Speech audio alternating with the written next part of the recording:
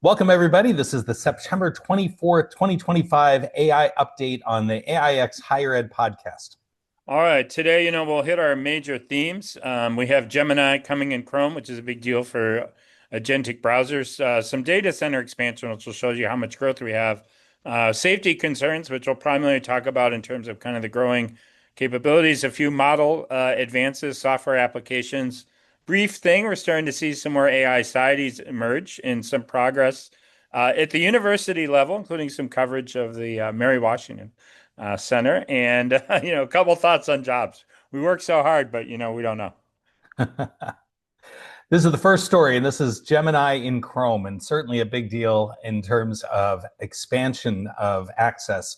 When you think about the agentic browsers, there are others out there, but being able to incorporate it into Chrome means that now you have hundreds of millions of people that will readily have access to this.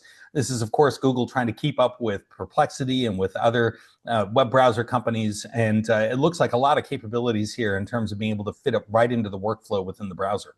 And we have, of course, all news about data, continued data center expansion. I think was put pretty well on this slide, somebody measuring it up. It's basically what the equivalent of about like 5 nuclear power plants, all right, moving into this expansion. It's a big investment from Nvidia into OpenAI to build this out, right? And I think the important part here, in class, we continue to debate the ethics of AI data centers comes up, but I think this really demonstrates, how much they're planning for just huge demand, for AI. I mean, they can barely meet the demand as it is, as people note when they get slowed down. And we also see Microsoft, they want to build the world's most powerful data center right in Wisconsin. So we see everyone who has the biggest data center, right? Talking about Meta's biggest Manhattan in Louisiana. Now Microsoft saying, no, we had the biggest data center. Musk had the biggest data center in Tennessee, supposedly, but now, that's being lapped. So it's just, to me, just really kind of shows kind of the demand, for AI. And similarly, with safety concerns, what this shows is really kind of the advanced capabilities of the models, right? For most universities, not going to be involved in increasing, high-end model safety, but we really, there wouldn't be safety concerns if these models weren't so capable. Just yesterday, we saw the release of a letter, by many prominent people in AI and economics, and other parts of government and academia, even from the labs, from Google, OpenAI. We urgently call for international red lines to prevent unacceptable risks. And it's not really clear like what the red lines are, but they're concerned, as we can see from the letter on the next slide, right? It's right in that second line, it says AI could far surpass human capabilities, right? And then it goes on to the risks of what it does, and it's saying that, hey, like governments need to take action, and they're saying by the end of 2026. And to me, like again, it's not going to be education that's involved in, negotiating a treaty. I'm sure, some academics will throw out some ideas for that treaty. And Stuart Russell, at Berkeley has done so, very kind of vague ideas as to what might be included in the red lines. But I think it's important to highlight to educators how advanced the AI is becoming, or they wouldn't kind of saying we have to have a treaty by 2026. So, the AI is not going anywhere. The other concern about this, though, with the AI red lines, this is obviously an important movement, some really important, influential people that are a part of it. No heads of state, nor are there any CEOs of the big labs coming out forward and calling for this, which suggests we don't really know that it's going to go anywhere. The concerns are there. There are a lot of influential thinkers that see the dangers that are associated, but are we likely to see anybody take action? Probably not. And if the story of data center expansion is any indication, then certainly not, because there's no profit motive in putting those red lines in if it means that you stop the expansion of AI. Yeah, and the one other thing, and this was one of they had a few quotes. You can read them on the website, from prominent people. I mentioned Stuart Russell earlier. The development of highly capable AI could be the most significant event in human history. So again, for educators, we need to start preparing students for this. And there's another book that came out this week Eliza Yudkowsky. If anyone builds it, everyone dies. And he kind of makes the case. I read the book this weekend. He makes the case that the AI is becoming really advanced, and we're going to have difficulty controlling it, and we need to start taking actions either to kind of arrest it or maybe regulate it. He calls on policymakers to take actions.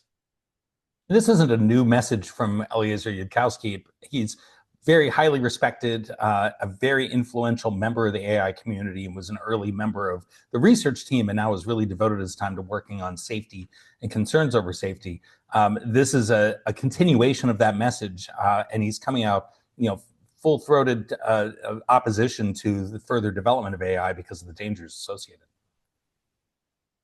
And we saw this is Google trying to respond a little bit by updating their AI safety framework. Now, when we look at some model advances and a few developments over this last week. Yeah, so Fei-Fei Li, often referred to as the godmother of AI. She has this new startup, that's focusing on the development of world models that are, models that first we had language models, right? We kind of the digital intelligence grew from there, especially with reinforcement learning. But we also have to understand the physical world, which is, what her startup is focused on. And over the weekend, they released some very impressive videos that are, basically kind of physically accurate.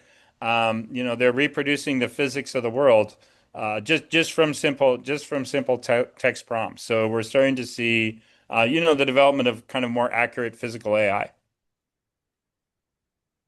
And some of these things are a little bit smaller. Grok, okay, it's a lot more efficient. It's not a new capability, but they're able to deliver, the power of around a GPT-4o model, for like 10% of the price. Yeah. So it's going to And increase use. this is a pretty big development in that you're able to see very similar levels of intelligence, but at a big reduction in terms of compute. And when you look at something that's more efficient in that way, we'll also find ways to be able to get those models onto portable devices or personal devices. That's going to be a big jump in terms of capabilities also. And China, they just released another open source model that's fully multimodal and basically around that equivalent of around that 4.0 range, Gemini Flash. So not quite at the very, very top of the proprietary models, but batting just below that for anyone to use. And it's also multimodal. It's really important to Right. think it's not just text-based, but also the images, audios, videos, outperforming a lot of other really established models. And certainly even like Gemini 2.5 Flash is something that's outperformed by this new model.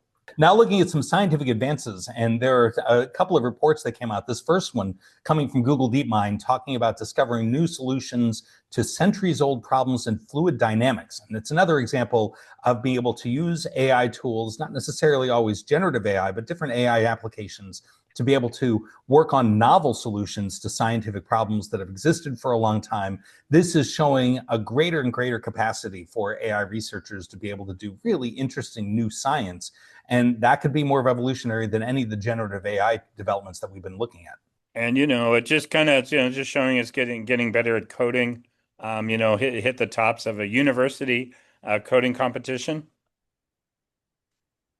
And it also was able to make some advances in disease research. Being able to kind of develop some solutions to bacteria, right? And I think that's too. We talked about safety earlier, right? And one of the things that people are kind of nervous about is that people will make some kind of scientific advances that allow the release of kind of some novel pathogens, which could be very deadly.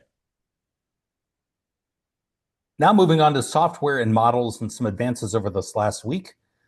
Starting off with Notion, with a new version of its version 3.0 of its software. Notion is being used very widely in business applications. A lot of people in education using it as well.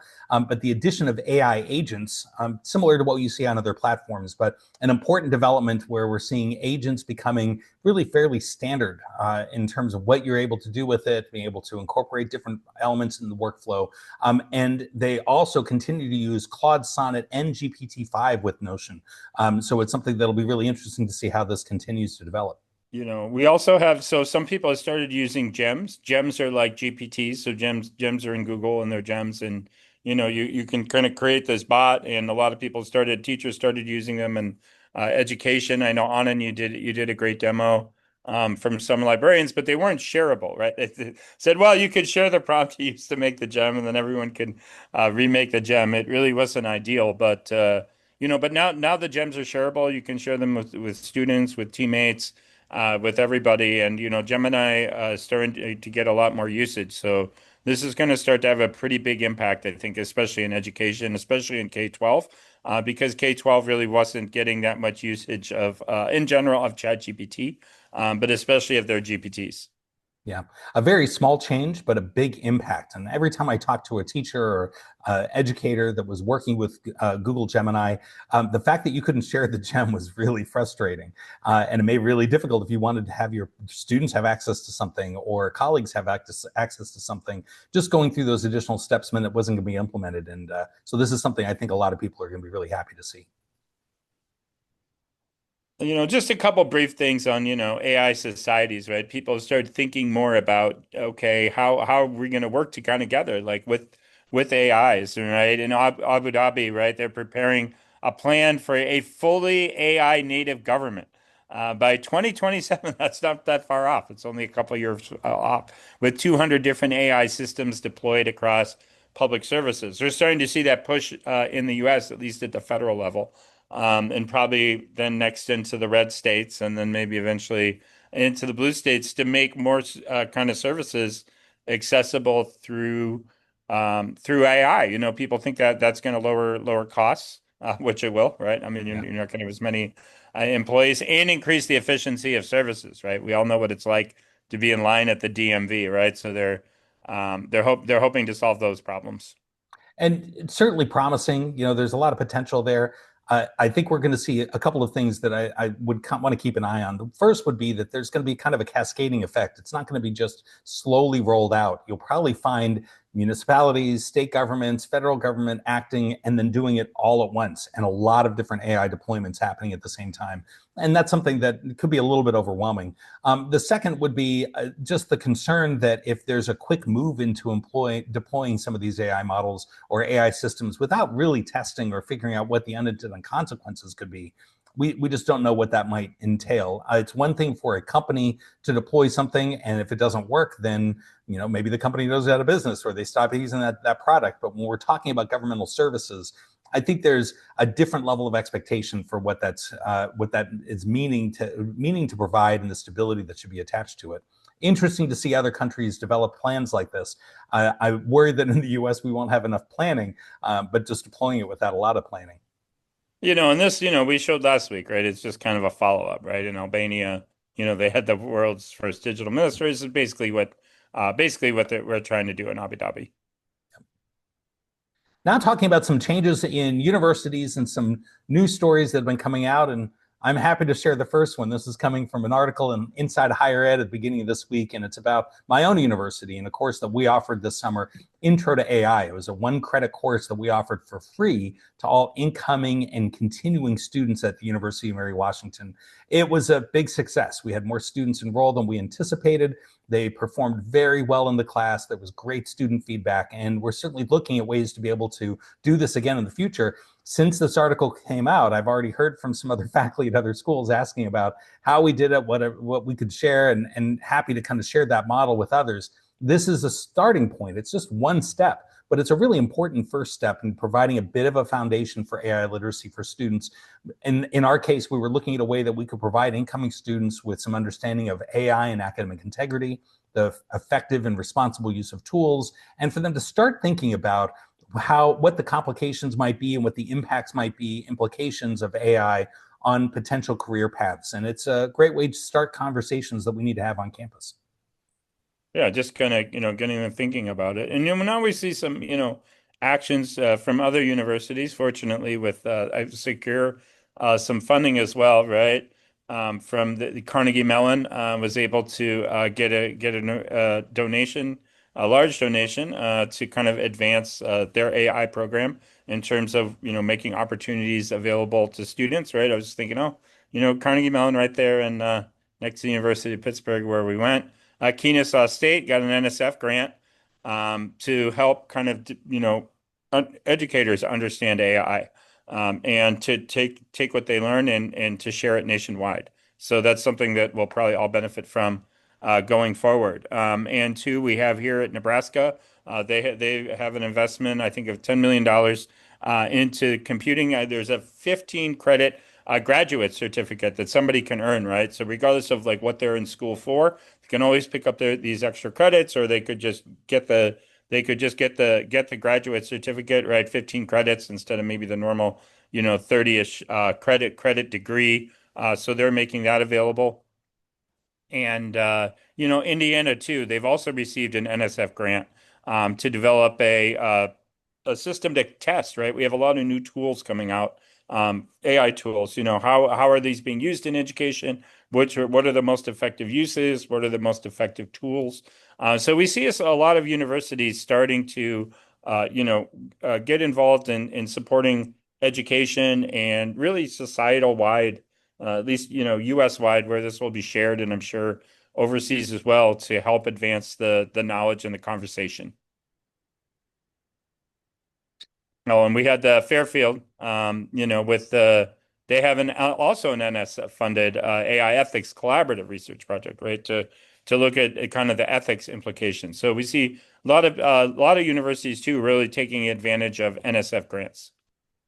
A lot of action, but given how fast things are moving and Yeah. how all of the implications, it's hard to imagine that we're going to be able to keep up. I'd really like to see some of the initiatives that are collaborative, that are sharing resources, looking at ways that they can share knowledge or to be able to test tools. I think that's something every educator could benefit from and certainly needs. And here's one, a law school, right? At least getting an advisory board to advise the law school. A friend of ours actually last weekend showed me some of the new Westlaw AI additions and how he was able to do something in 5 minutes that used to take him about 2 weeks. And one of the questions I asked him, I said, "Well, how are law schools dealing with this?" And he just said, "I have no idea." Because I said, I didn't go to law school, but I would imagine, some of the stuff he was showing me, I was like, these are probably some of the things you learn how to do in law school.